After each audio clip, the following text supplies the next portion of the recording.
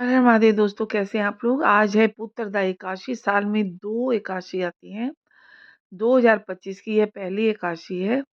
तो सबसे पहले हम शुभ मुहूर्त जान लेते हैं, क्योंकि भद्रा का साया भी है अब की बार एकादशी पर।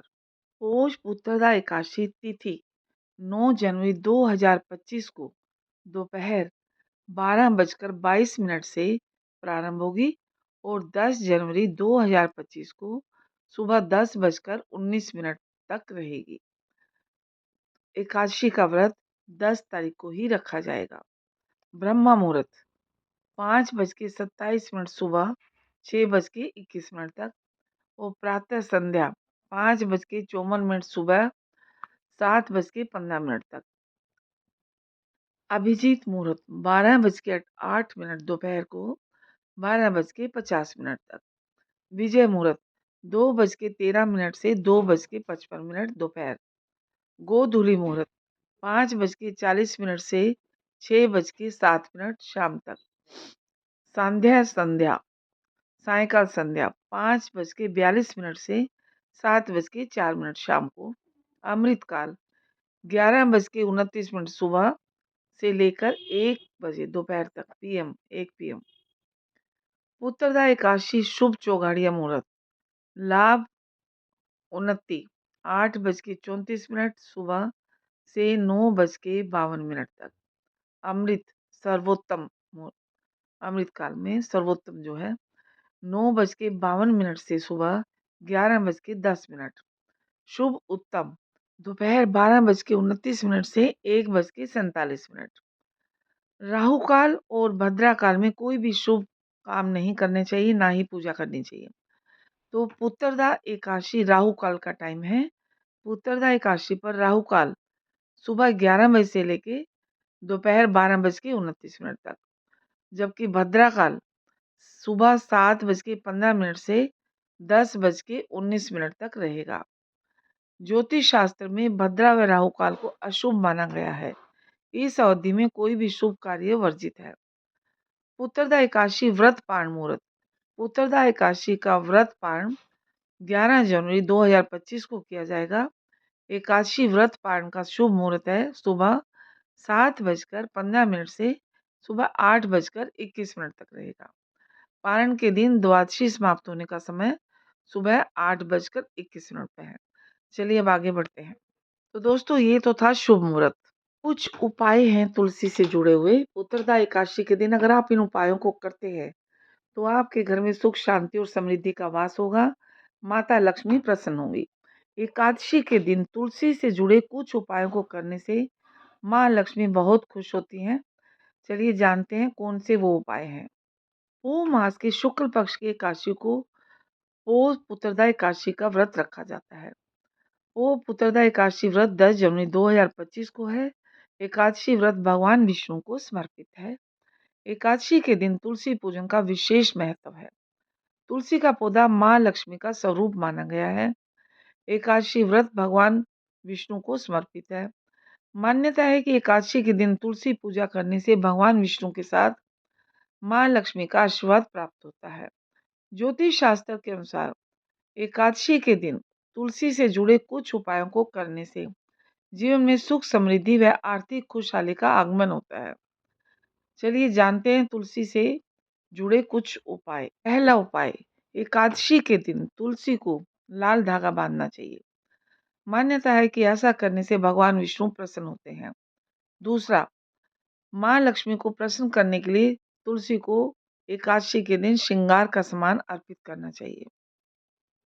तीसरा, अगर आप आर्थिक तंगी से परेशान हैं और आर्थिक तंगी से छुटकारा पाने के लिए एकादशी के दिन सुबह सूरज उगने से पहले स्नान ध्यान करने के बाद भगवान विष्णु व माता लक्ष्मी की पूजा करें। पूजा के समय गाय के कच्चे दूध में तुलसी की मंजरी मिलाकर भगवान विष्णु का अभिषेक करना चाहिए।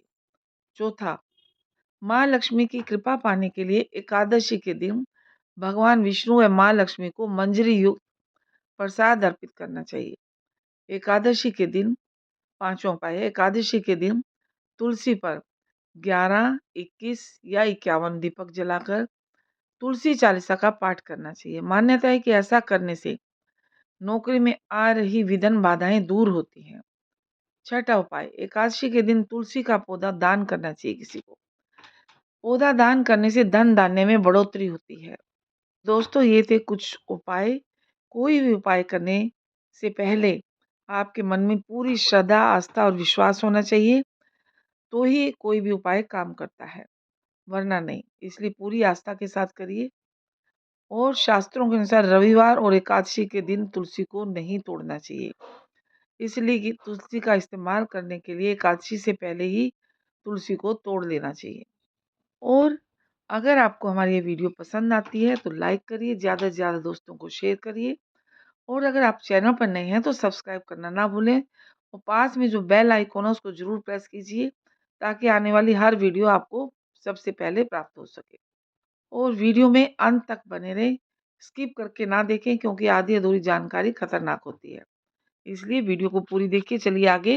वो भी पुत्रदा एकादशी का व्रत करता है, कथा सुनता है, पढ़ता है और सुनाता है, उन सभी को भगवान विष्णु की और माता लक्ष्मी की कृपा हमेशा के लिए मिलती है। तो चलिए आइए हम कथा करते हैं, पुत्रदा एकादशी की कथा और आरती। पुत्रदा एकादशी साल में 2 बार आती है, एक बार सावन में और एक बार पौष मास की। पुत्रदा एकादशी के तौर पर इस साल 10 जनवरी को पुत्रदा एकादशी यानी कि आज, इस दिन व्रत रखने से संतान संबंधी सभी दिक्कतें दूर होती हैं। चलिए व्रत की कथा पढ़ते हैं। पौराणिक कथाओं के अनुसार एक समय भद्रावती नदी के तट पर राजा संकेतमान नाम का राजा राज्य करता था। उसकी पत्नी का नाम शव्या था। राजा के पास किसी चीज की कमी नहीं थी। राज्य में धन धान्य संपन्न और प्रजा सुखी थी।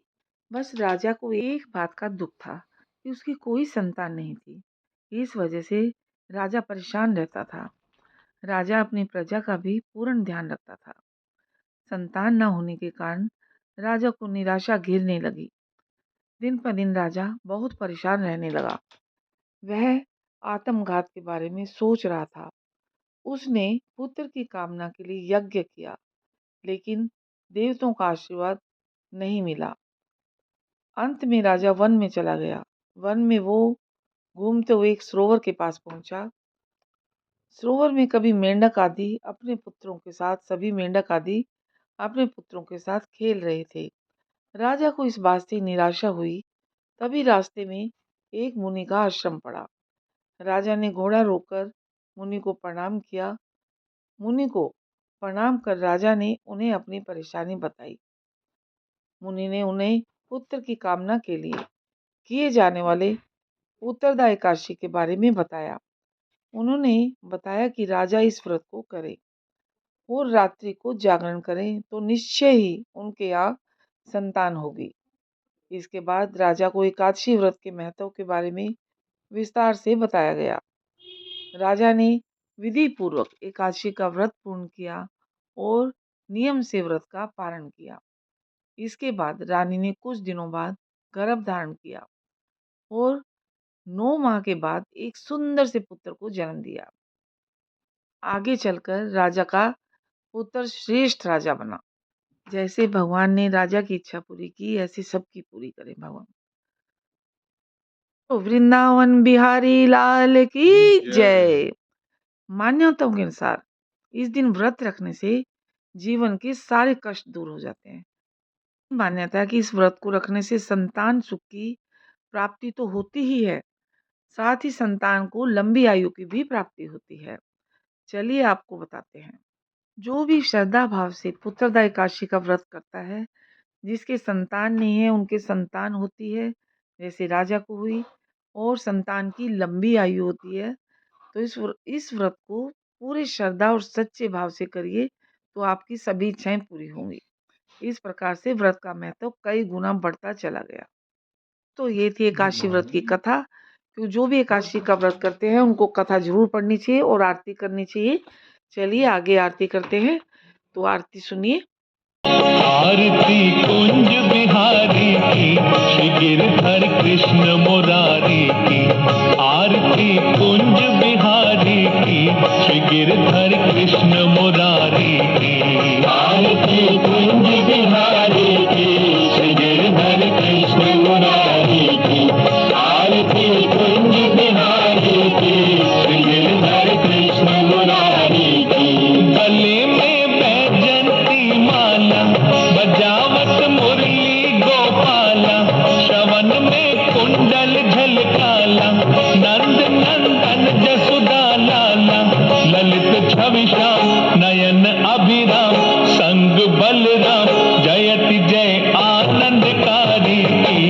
गिरधर कृष्ण मुरारी की, आरती कुंज बिहारी की, श्री गिरधर कृष्ण मुरारी की, आरती कुंज बिहारी की, श्री गिरधर कृष्ण मुरारी की।